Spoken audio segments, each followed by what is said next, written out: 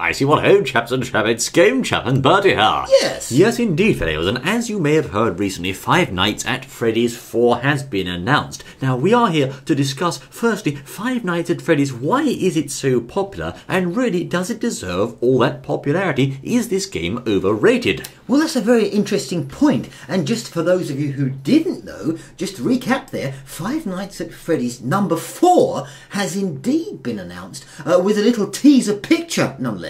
That's right, of course, depicting a character who may be called Nightmare. We're not entirely sure there. He has a grotesque appearance with what appears to be a number of smaller Freddys sort of crawling out of his chest there in very ghastly, gruesome style. It's terrible. In keeping with the mangled robotic theme of this game. Most certainly, he looks awful, as you can see. Very, very frightful. Now, of course, the question here is, if you don't already know, what is Five Nights at Freddy's? Well, it's a game involving animatronic robots who turn nasty, and you have to work, apparently, as a security guard of the pizza establishment, and basically survive the night, making sure these nasty, man-killing robots can't make their way into your security office and stuff you inside a robot suit. Most certainly, yes indeed, and of course, as long as you're watching them, they stand still and they're fine. That's right. But as soon as you take your eyes away from them, and they're not actually being seen, as it were, they begin to move, heading into the unsuspecting chap, with, well, hopefully to shove them into a suit. That's right, and of course, if I'm not... ceremoniously. Yes, and if I'm not mistaken, the security officer or the player keeps an eye on these robots by means of security cameras. That's why he can see the different rooms of the establishment at the same time inside his office. Certainly. Now, of course, this overall concept here we've got going is one of horror and jump scares, but of course we have to say this is not horror like Resident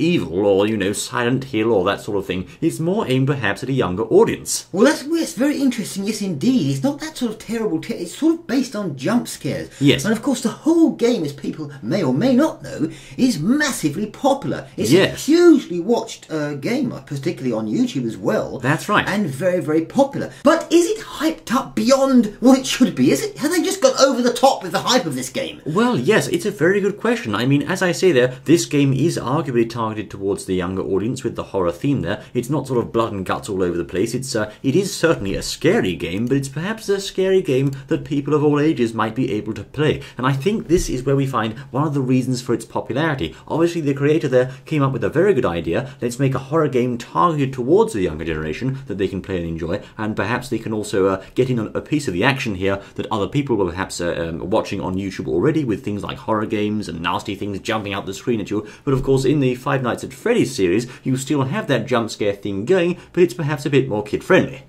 Most certainly, yes indeed. And of course we've had, this will be number 4 in the series of these. I think the first one came out just last year. Yes. So this has had a tremendous sort of hype just within a year like this. Now, yes. Is it because, as we said there, is it because it's aimed at the perhaps younger sort of generation, maybe, and it has this jump scare thing about it that sort of makes kids sort of scared, and the things themselves are like teddy bears and things like that. Grotesque ones, yes. And is it sort of a sort of horror avenue or angle that hasn't been touched before? Your teddy bear is going to get you now. It's quite an interesting concept. Now, I'm sure a lot of people out there may be thinking to themselves, well, hold on just a minute, this game doesn't look very kid-friendly to me. After all, you have got dismembered eyeballs popping out of robot suits, and that's quite true, of course. Certainly. But then you don't have things like, you know, zombie heads getting hacked off and blood everywhere, so it's perhaps a bit of a different spin on the classical horror genre. And of course, the idea of the jump scare in video games is by no means a new thing. It's been around for a very long time, but this game here marks one of the first times in recent memory that we've had a horror game that could be played by younger people as well as older people. Well, most certainly, yes indeed, but the hype around it. What do you chaps and chapettes out there think of this game? Have you played it? Do you think it's what it's what they are making it out to be, or do you think, well, I don't really like it? And of course, the other thing is, because we're just impartial here, we're just saying, is it hyped up like this? Does it deserve it?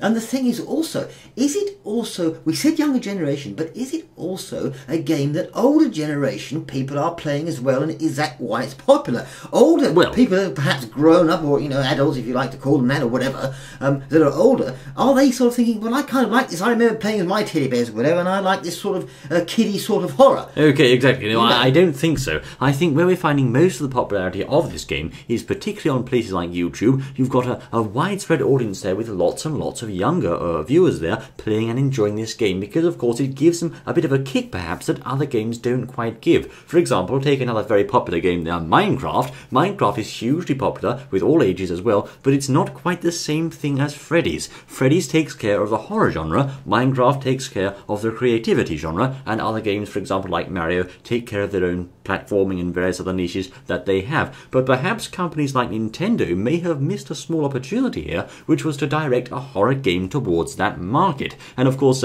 while we can say that Five Nights at Freddy's does have a large quantity of detractors and people that don't like it, and perhaps also do not approve of its popularity, etc. and so forth, we can say in any case that certainly it's a winning formula that the creator has stumbled across. Well, most certainly it is, yes indeed. Why have Nintendo not done it, you said there? Or a company similar to that? Actually, you know, that reminds me, Nintendo, it's not strictly true that they haven't done it. I mean, we have to think Luigi's Mansion here. Well, yes, Luigi's Mansion, not quite as perhaps sinister as the teddy bear going around and sort of chomping you into a suit. Exactly. Or a person into a suit. And perhaps that's it. Maybe it's because Five Nights at Freddy's does have that extreme edge while somehow still managing to be child-friendly. Because, of course, I think the creator himself said that he made the character Foxy whilst on a road trip, actually. And when he finished making the character Foxy, one of the first things he did was to show the jump scares to his children. Oh, I see. Well, there we are. So, you know, perhaps it really is aimed at that market. Yes, but nevertheless, there's a load of hype over it, and there's camps on one side saying that they think it's actually great, and other sides that hate it. And there's even been suggestions perhaps some of the figures, or the characters, such as Freddy, could begin to appear in other games, such as Smash Brothers, and things like that, which has gone down very badly on some camps, and gone down quite well in others.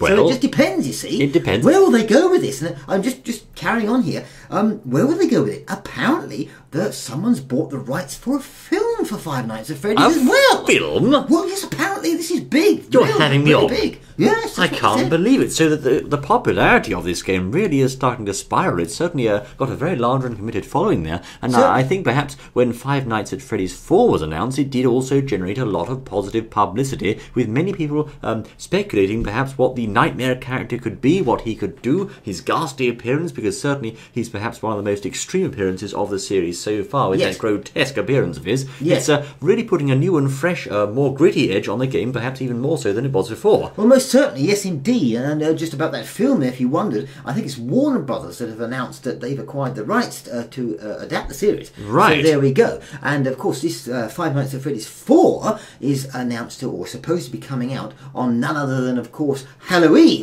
this year. Right, yes, we might have guessed, fellows. Apparently this year, so a lot of people are no doubt very much looking forward to this game when it does come out, and perhaps it'll make a lot of sales, I'm sure, in this series. Now, the question is, though, once again we have to ask ourselves, does this game deserve the hype it's got, or is it just hyped up beyond belief because a lot of perhaps younger people just like the game? Well, let's look at that for a minute. I mean, when you just said that, does it deserve the hype it's got? Well, in terms of a game that has broken the market and done very well in terms of creativity and ideas, perhaps it does deserve hype because it's been done well. But in terms of an actual game, gameplay, how it plays out, etc., maybe it doesn't deserve the hype compared with some other games which are far more in-depth and far more difficult to code and program and do, etc., with cutscenes, etc., so forth. Right, okay, now for example, we can say that some games out there display very great artistic capability. They're amazingly presented. For example, Assassin's Creed Unity was a beautiful game, almost like a painting, some people say. Very, very impressive graphics. And other games are also superbly done in terms of their mechanics and the way they play. Mario is a legendary platformer, for example, but not all games have this overall eureka moment where they say, I've got an idea, let's make a game about scary teddy bears. And suddenly people go, oh, that sounds good. And even if perhaps it's not quite as well made or coded or presented as other games, it's still hugely popular because people just take to the idea in droves. Well, exactly, and maybe that's it. Maybe it's sort of, this game is subtly getting in people's heads,